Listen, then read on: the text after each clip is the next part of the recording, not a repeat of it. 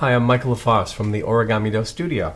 Here's one of my designs that represents a macaque monkey. There are many species. You can see it's a two-color model, so choose paper that's colored differently on each side. Be sure that the minor color is facing up. In this case, for our purposes, it's the white color. Fold in half, corner to corner, to make a triangle that will have the dominant color on the outside. Unfold. Rotate, fold in half, corner to corner, the other way.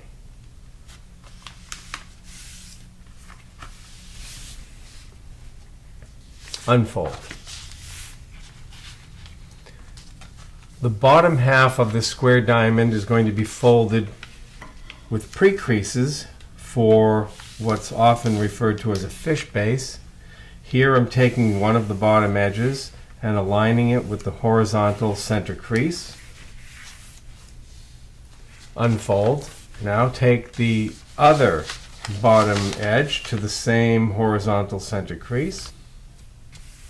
And you can leave this fold in place. We're going to use the existing creases to form what's called a rabbit ear. I'm folding this square corner in half using the other pre-crease. I'm going to flatten down and move it over, pointing to the right. Here's half of a fish base. Let's repeat these folds on the opposite side, pre-creasing the bottom cut edges one at a time to the center line.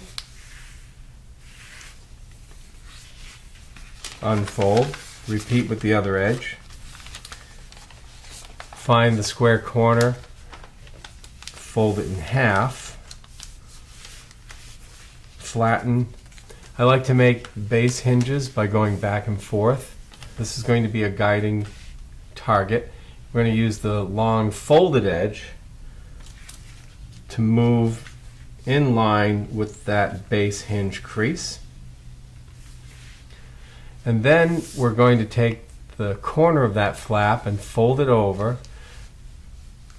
Notice that I'm making a clean, equilateral set of edges here. These two edges are the same length as each other. And this longest edge of this particular triangle is parallel to the center line. Let's do the same thing with the other flap. Take the longest edge to the hinge crease. And then bend the flap in a similar way, making that triangle with two equal length edges and this long edge parallel to center. These will be the arms and hands of the macaque. Begin by lifting one of the flaps up and opening at the front edge. Prepare for a squash fold. Open the paper like a cone and squash, forming a kite. Make the kite symmetrical, so one half is the same as the other. You can check your work before you really flatten it by folding it in half through the spine, flattening the shape, and then opening it back. This should be nicely symmetrical.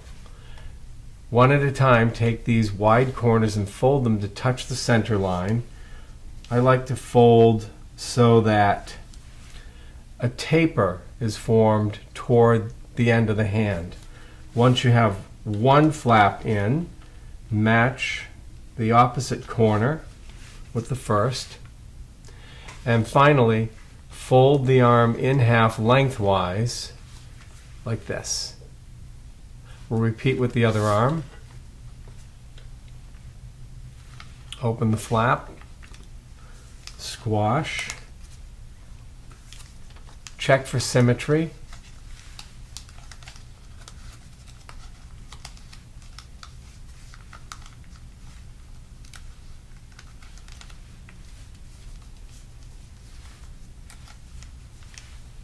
And then fold the corners in. Fold the arm in half lengthwise. We're going to put valley folds through these creases. Take this folded outside edge and fold it to align with the folded edges you see here. Fold from the corner to the center crease and stop. Unfold. There's our valley crease. We're going to do the same thing on the other side.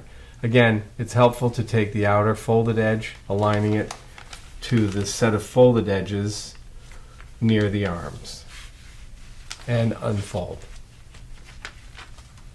Turn the paper over to the other side. Here are those creases as they appear on the back. Rotate the paper so that they're above the horizontal center. And now we're going to put in a similar set of creases here and there. And this is easy to do. Take the outside folded edge and fold it to align with your new creases. Again, folding from the corner into the center and stop. Unfold. Here you can see the new crease that copies that. And we'll do the same thing on the other side. Just to the center and out. These are mountains, those are valleys. Turn the paper over, and we're about to do a step that's very three-dimensional. We're going to use these valley creases and the one right up the middle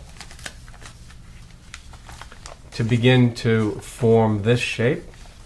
And then we're going to use this set of mountain creases, and we're going to mountain fold through the length of this flap. Here's the setup, and here's the collapse. And when flattening the paper to the table, take this long set of edges, which hinges near the hands, and align them with the shorter folded edges on the table. Then put the shorter folded edges from the top layers on top of everything, aligning with the rest. And here's the top view.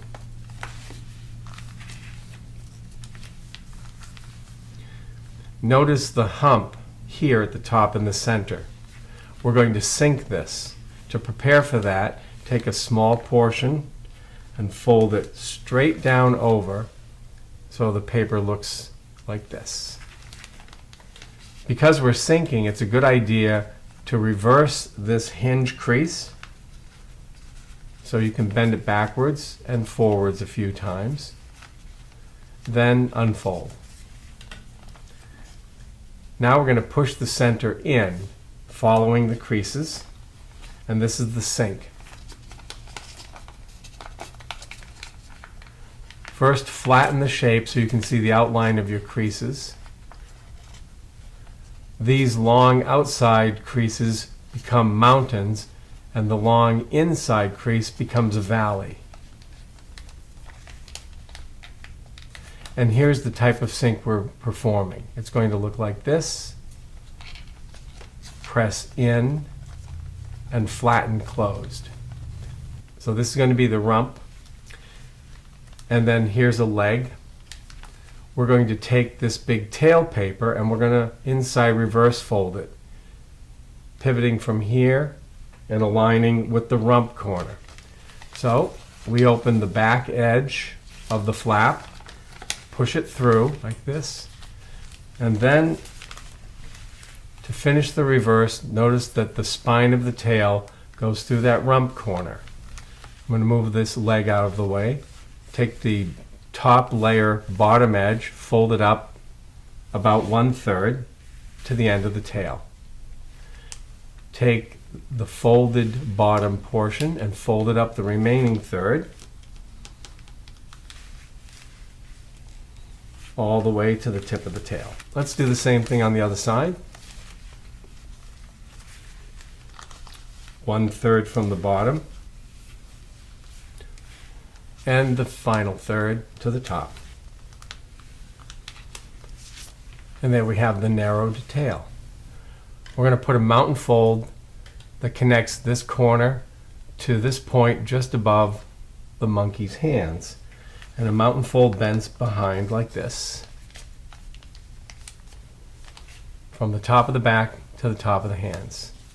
Now let's bend using a valley fold to bring that corner back, align the back of the neck paper with this corner. That's a good reference. Take the leading edge of the neck paper and fold it to align with this new folded edge.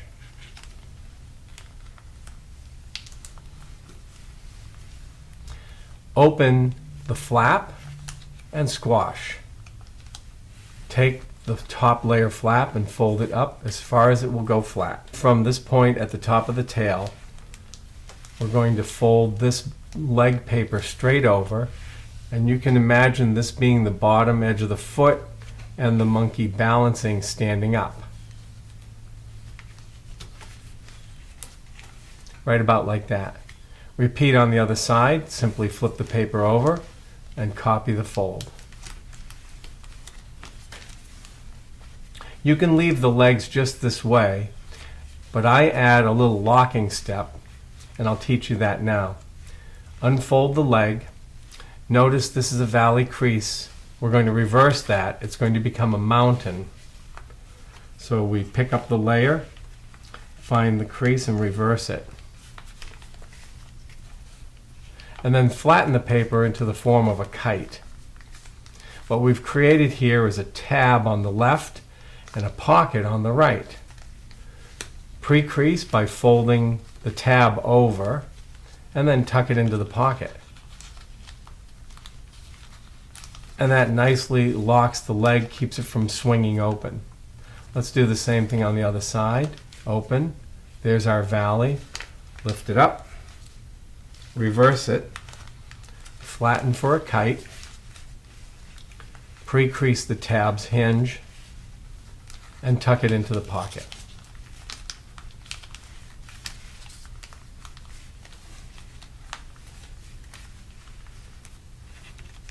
Now that we know the monkey's stance, we can actually turn the tail up. It's an outside reverse fold. So opening from the underside, we can bend the tail as an outside reverse.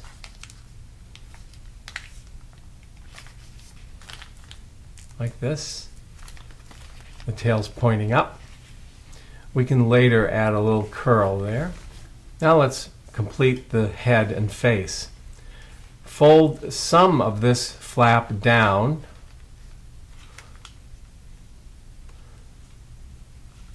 Enough so you can see part of the crown of the head up here, and that you have this little overlap, and keep the crease aligned with the center.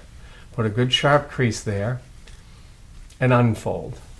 I'm going to lift up this layer and put a fold, the valley fold, that runs from the hinge end down to the center of the bottom.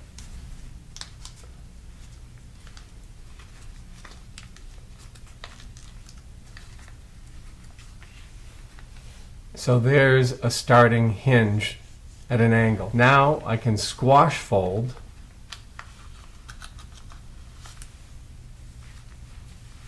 this half, and you can see how much more rectangular this half is. We're going to do the same thing on the other side. Lift the paper up. Don't worry about losing this left half. We can replace it. And then squash. Flattening the paper will put that shape in almost automatically. Now we can retrieve the other half like this. Use these angled creases on the right and the left to fold the flaps over and adding a color change. We have some of the white showing up.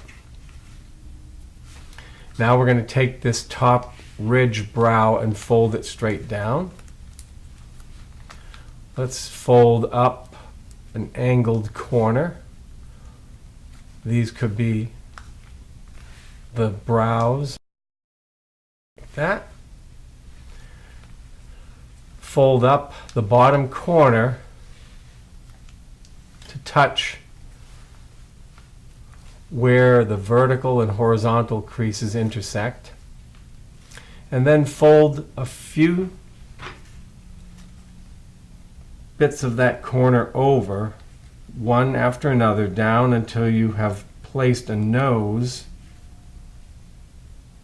where it goes. like that. To complete the face, we're going to take the jawline corners and just fold them behind. Whatever you think looks best will be fine. You can actually be very creative with the monkey's face. There are lots of layers to work with. You can come up with new faces of your own. To keep all of these layers in place, mountain fold through the length of the head and neck. That keeps everything in place. And we're going to do one thing on the back. Here we have this stair-step type thing. We're going to turn it over so that it locks the middle of the back, keeping the stair-step closed. Notice the fold goes to the top of the head over here on the right. Notice what happens on the overlap down here. And then we have a squash fold that rounds out the back, like that. And that keeps all of this paper for the neck and body together. And now we can just add a little curl at the top of the tail. You could put several curls in there going different directions. Whatever you think looks good will be fine.